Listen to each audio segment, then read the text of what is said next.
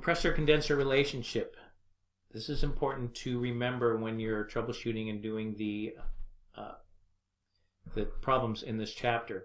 Now, compressors are rated to transfer a certain amount of heat at specific temperatures.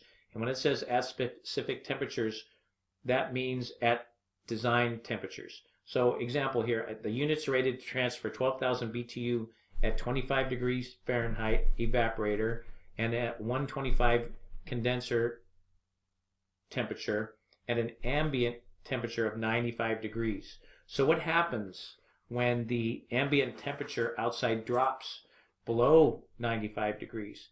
Well, then the condensing temperature drops. And what happens if the load on the evaporator drops? The condensing temperature drops also.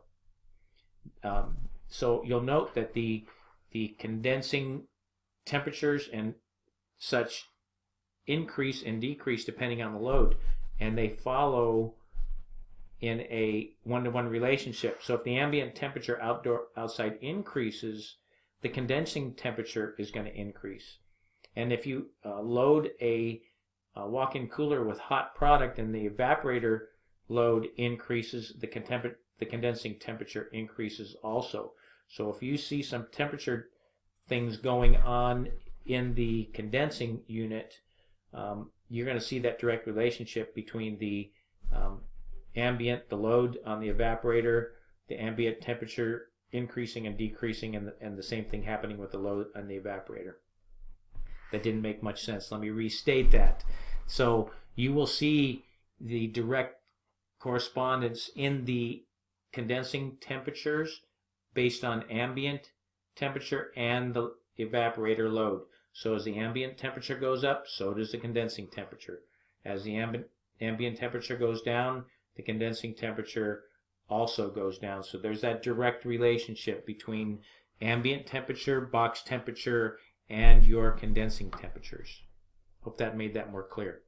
So let's flip over to the cold side of the system, low side of the system, inside the box that has a TXV, TEV. So TXV is designed to absorb the certain amount of heat, that's the design temperature and that design of that system, while maintaining a coil superheat as best as it can do. It will do it over a wide range of variables. So with the system with the TXV, if the ambient temperature drops outside and the condensing temperature drops, the TXV valve will adjust the flow of refrigerant to maintain the superheat it was designed to. Now, if the load on the evaporator drops, the valve again, it adjusts the flow of refrigerant to maintain the superheat. And this happens over a wide range of conditions. Ambient temperature increasing or load on the evaporator increases, that TXV will adjust within its capabilities to maintain a constant coil superheat. Remember that, because when you troubleshoot, that TEVs try to maintain superheat.